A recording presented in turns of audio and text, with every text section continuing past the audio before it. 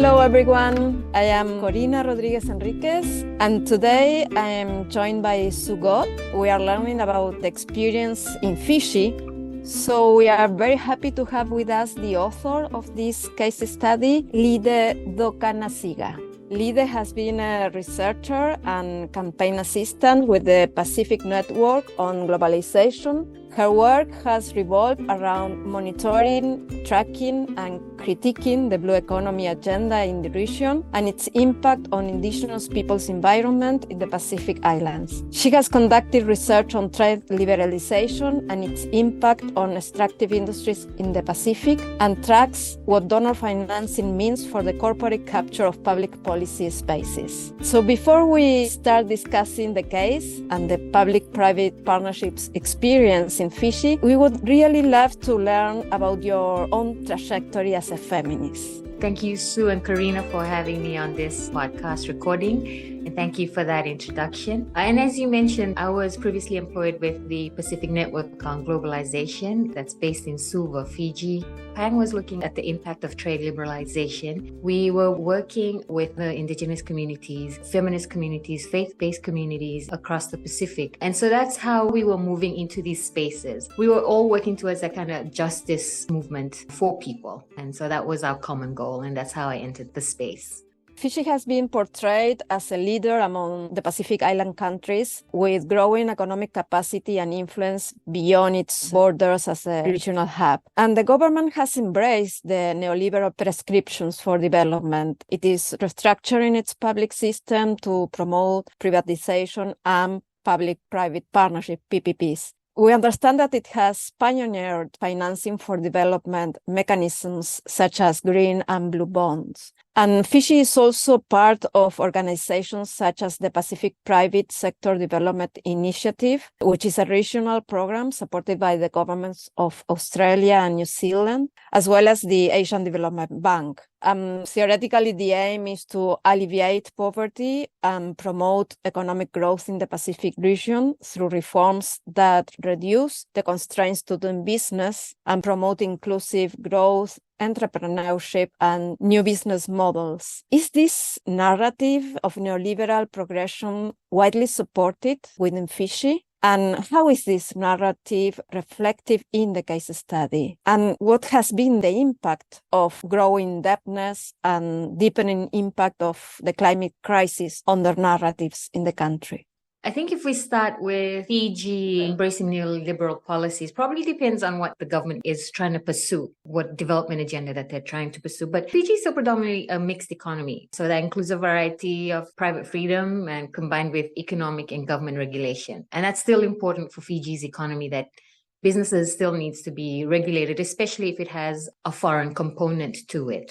Fiji also has a Foreign Investment Act and the 2009 Investment Regulation, which of course regulates the foreign investment in Fiji. Fiji being part of the Pacific Private Sector Development Initiative, yes, they are. And when there's multilateral banks such as the ADB that's part of that initiative, they obviously try to minimize the constraints of doing business in a country, which is very similar to their friends from the World Bank, pushing their agenda to deregulate at every opportunity they get. But for an economy like Fiji, regulation is important because that is how government generates revenue. Deregulating is detrimental to the economy because then they don't get any revenue to put aside for public services, public needs, or development that they need. Regulation is also important to protect an economy like Fiji because it's a very small economy. And this is all very evident in how Fiji negotiates development agreements or trade agreements in trying to protect local industries and the local economy. We just had a change in government. The policies we had experienced with the previous government is that sometimes policies are rushed and there's no consultation for important policies such as the PPPs that you had asked about. With no consultation, there'll obviously be some tension and some concerns and worrying about introducing new things that are important to key stakeholders of the country, and especially when it comes to health. For the PPPs in particular, there was concerns across the board, and especially when it came to our nurses, who look after the majority of the population in Fiji. There were no consultations, and they only found out in 2018 at a global meeting, at the World Bank annual meeting. It did raise concerns with the nurses, and it also was an indication of how our previous government operated. and our political climate at the time. No consultation, just, drive the policies because they think it was a better way of doing things. Thanks very much. And I think it's very insightful to sort of hear how there was a lack of consultation and rushed policy making, and how that sort of context of neoliberalism in a way suddenly seemed to have culminated in the development of a health public-private partnership for Ba and Lautoka hospitals. And one of the questions that the case study really raised was really maybe a disconnect between that solution of the hospitals and questions of really what causes poor health and what are the drivers of poor health that could be addressed. And it also really raises the question of why the government chose the current path to solve key health problems. So, for example, we learned really from the case study that Fiji's dominant health problems are things like diabetes, heart disease, and non-communicable diseases. On one level, they're related to poor diet and sedentary lifestyles. And yet the PPP seems to be addressing treatment of the symptoms, by building specialized hospitals that can undertake heart surgeries, etc., rather than really focusing on prevention and health promotion that would even avoid people getting non-communicable diseases in the first place. We know that especially for NCDs, the underlying drivers of poor health often relate to poverty, gender issues, climate crisis, traditional livelihoods that provided food security, such as gardening and fishing, are really being destroyed by extreme weather events and other commercial activities. So many people are leaving their communities, joining the ranks of the poor in informal settlements with limited livelihoods. And there then seems to be this dependence on cheap, unhealthy processed food, and this really exacerbates health problems. So given all of that, can you reflect on the contradictions between the health priorities of non-communicable diseases and the underlying drivers of these conditions and the solution of these specialized, high-technology focused tertiary hospitals? What's happening to the foundational health system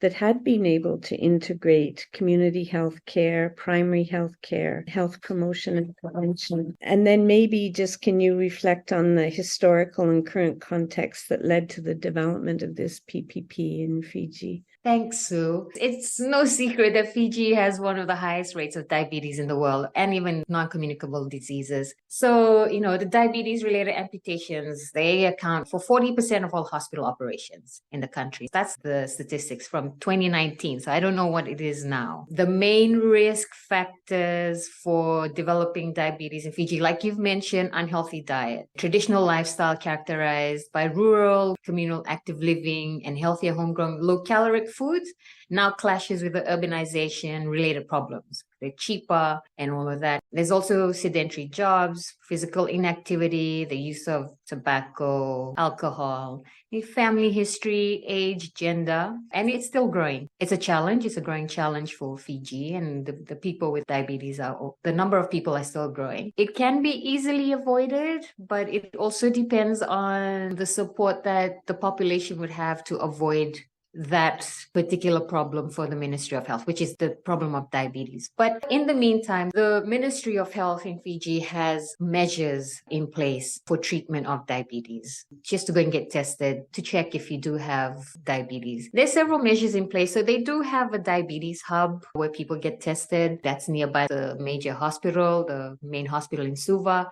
There are outpatient clinics where diabetic patients can attend special outpatient chronic disease clinics. And there's also national wellness and well-being programs that's been introduced, diabetes management guidelines that the Ministry of Health has distributed. So there are numerous interventions, awareness, and service provisions that the Ministry of Health has done to combat diabetes. But maybe there are some underlying issues that needs to be addressed in order for the awareness to be more successful for the citizens of Fiji. We also have one of the highest level of coronary heart disease in the world. It's responsible for 1,000 cases reported each year. And one of the most common types in Fiji are just the congestive heart failures, the hypertension, and all of that. And it's the leading cause of death in Fiji. It accounts for 36.9%. So we do have very high percentages of all of these health problems. That's not to say that our Ministry of Health is dwindling, like their work has increased, but it also depends on the budget that they get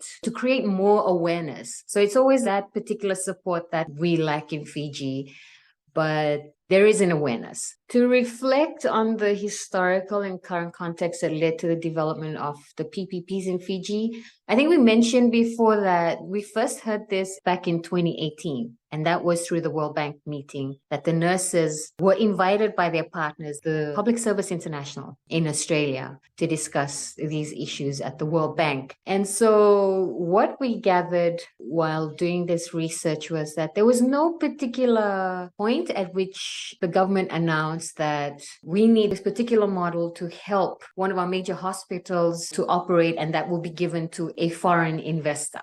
We were trying to find the beginning of that, but the only thing that we got was, it will be good for there's a medical hub for Fiji, and we'll have specialized services in terms of surgeons and everything that's needed to better the tertiary services for Fiji. We found that in order to upgrade the 2 hospitals, Fiji needed a loan to do that.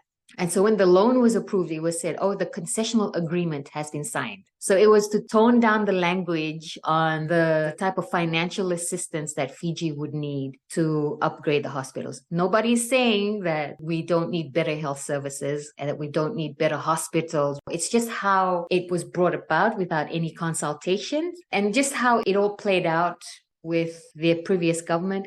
It didn't sit well with some of the key stakeholders, such as nurses. And only the nurses were very vocal when that happened.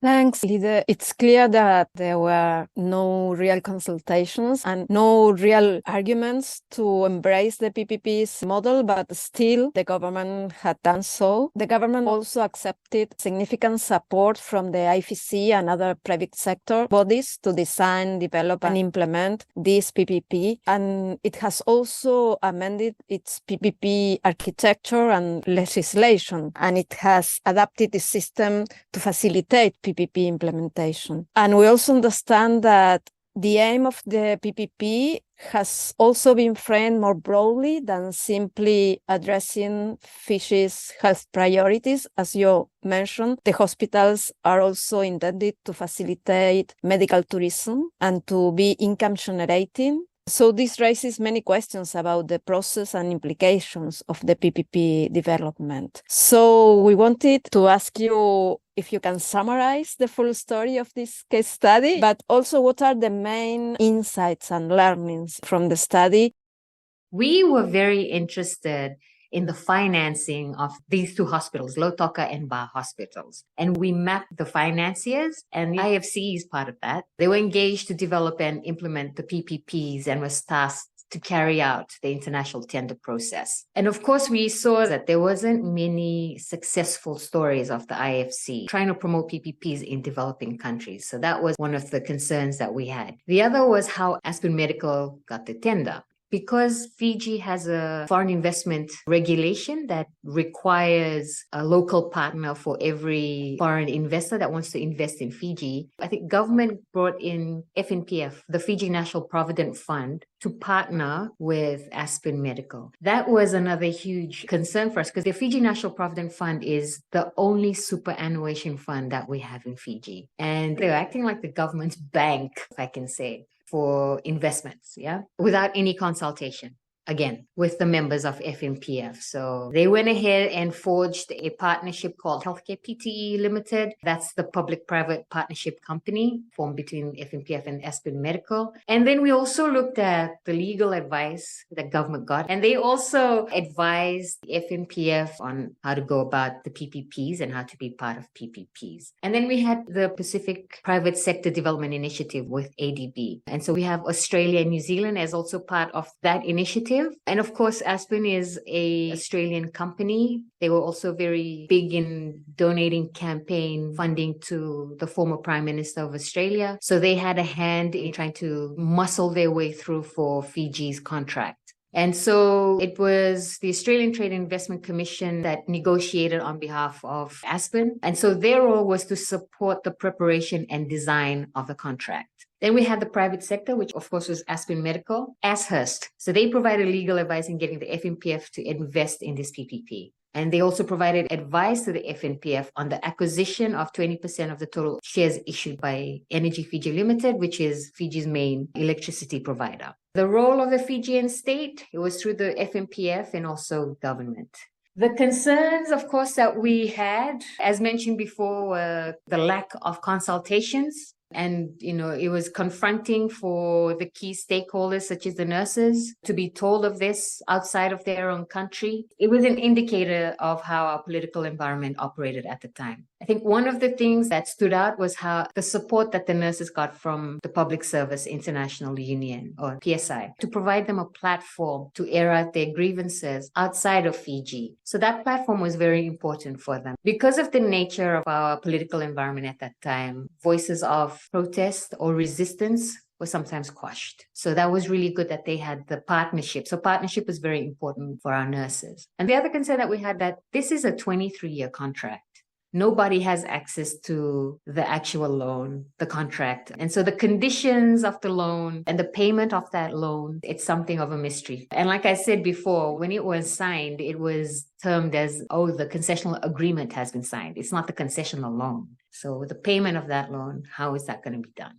It sounds like a very convoluted process. And one of the things that come through in your case study is really the debates about the relative merits of public versus private delivery of health services. We've heard that, as with many countries, the existing public system was under stress, especially during COVID, and it needed to be significantly strengthened. But one thing that really struck me about Fiji was that historically there's been an extensive system of primary, secondary, and tertiary facilities, a mix of preventive and curative health services. So there was a great foundation of a health system, and I know you talked a little bit about that before. There were also studies that showed there was a real trend of health equity in the country, with the poorest receiving more benefits and paying less relatively than the better off people. And assessments suggested that Fiji was very well positioned to sustainably implement and achieve universal health coverage. So now many questions are arising about this privatized model of delivery. I know it's still early, but is there any sense of what the prevailing narratives and debates are in the country about the feasibility and contradictions of public versus private service delivery of health? Yeah, you're right in saying that Fiji public health is good in terms of having the facilities to look after all income levels. We do have private medical providers, affordable for Fiji citizens. And, if people can't afford the private service delivery, they would opt for that instead of going to the public one. So there's a balance, I think, within the health service delivery in Fiji. So when it comes to PPPs, if we're having diabetic operation, if we have amputations right now at the major hospital, why do we need a public-private hospital and bring in specialized doctors or operators to the country? And because majority of our population will go to the public health hospital, we need to upgrade, we need to support those public systems that are working right now, instead of jumping into something that will just cost the country more money, which really should be used to improve the public health systems that we already have. That's working. It's probably not working as well as it should be. But, they are struggling in the very little that they have. I mean, all we have to do is imagine if they have all the support and the resources and the capacity that's needed. We don't need to go into a model that will really cost or will burden the economy and also burden the people that would have to pay that loan back, which could be unnecessary, really. Yeah, so I think the narrative right now is really, how are we going to solve or resolve the NCD's problem that we have right now? That's a public health issue right now in Fiji. In a way, the case study points more broadly to the neoliberal development agenda and this increasing privatization, growing inequities, communities that are especially vulnerable to this kind of path, especially women and other marginalized groups. You mentioned the nurses. What is the feminist movement's view on this context, on these issues, on this neoliberal kind of development path? if there is a critique emerging from the feminist movement in Fiji about the more mainstream neoliberal gender frameworks, and if there are any alternatives, more progressive gender frameworks that are emerging or being discussed in Fiji. The feminist movements have been very vocal in trying to better the lives and the livelihood of women in the country. And it's not just women, they're looking at human rights across the board. Whenever there's a policy that comes out, they're the first ones regarding anything on gender or on women. And if they have not been consulted, they're the first ones to knock on the government's doors and then say, we need to talk about these things. And so neoliberal policies, they creep in ways that we probably, won't see in the first instance, but we will know further down the line. And so I think before we get into all of these fancy policies or fancy terms, we have to go back into our homework and really think about ways in improving livelihoods from the bottom all the way to the top. I think that's what Fiji needs to do, with the help of the feminist movements. All of the years that we've had policies without consultation, we need to take that back and say, hey, we're in a new era now. We've changed government. Let's just go back and see the important issues that we have at the moment, such as health. The case study showed so clearly how difficult it is for one country, especially a small island developing state, to really resist and fight back against this global system and all these very powerful and financially powerful actors that have their own neoliberal development model. And we've seen in this case how they were able to effectively kind of influence and steer the direction around this PPP without the consultation that you've been talking about. It's really reflected in the secrecy with which the PPP was developed and how it was only by chance, globally or internationally, that the nurses even found out, and then the people found out that it was happening. I guess maybe it's just if there are any additional reflections that you might have beyond what you've been saying about whether there's a need and value in linking national, regional, and global mobilization to address some of these global processes that are so affecting countries like Fiji. Are there benefits and drawbacks of doing so? Are there lessons for other social movements? And if there is a lot of engagement with regional and global organizations, how can the movement ensure that the Fijian voice isn't lost in a broader movement? Social movements is important because behind the closed door policy making, movements play an important role in influencing and shaping government policies, because the movements are not just about protesting, but movements are informed movements. It's a consolidated concern of different groups and how they would be impacted, and it's supposed to be implemented locally. So there are movements across the different areas that you've mentioned. Unfortunately, for health, I don't think there was support for the nurses locally to actually drive their issues into the public arena. So they did this all by themselves with the support of PSI. And I think that was maybe a disappointment that they didn't get that much support, because there's so many other issues that perhaps people thought were more important, or just they weren't interested. Or maybe because nobody knew what is a PPP and what it means and how it would impact. That wasn't made public for all of us. And so I think that particular fight for nurses, it's credit to their own efforts. It was important to get PSI to support them so they could take their voice to another level. With other movements such as climate, the climate movement is across the globe. Everybody is feeling the same thing.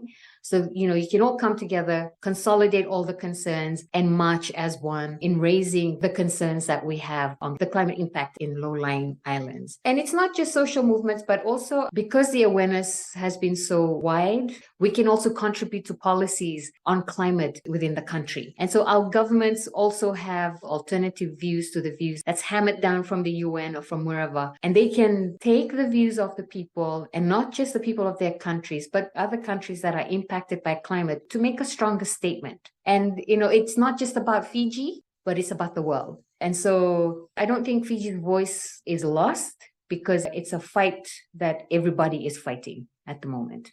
Thank you, Lide. And just coming to the end of the conversation, you made it very clear and very powerfully this idea of the need to come back to people. And it is from there that alternatives can emerge, even alternatives to PPPs. So in this context, our last question would be, what gives you hope that that can happen?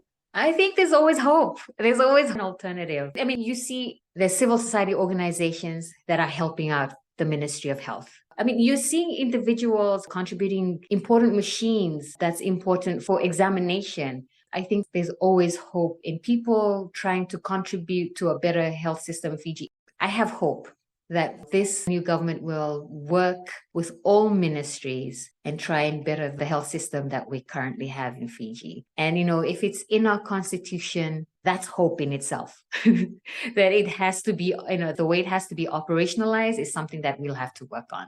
We will get there. It'll probably take a long time, but we'll get there.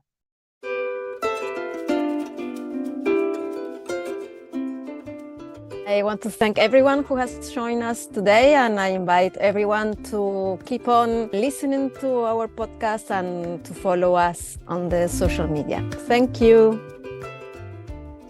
This podcast series was produced by Dawn, Development Alternatives with Women for a New Era. Today's episode was edited by Alice Furtado and engineered by Ernesto Sena. Thank you for joining us. See you on the next episode.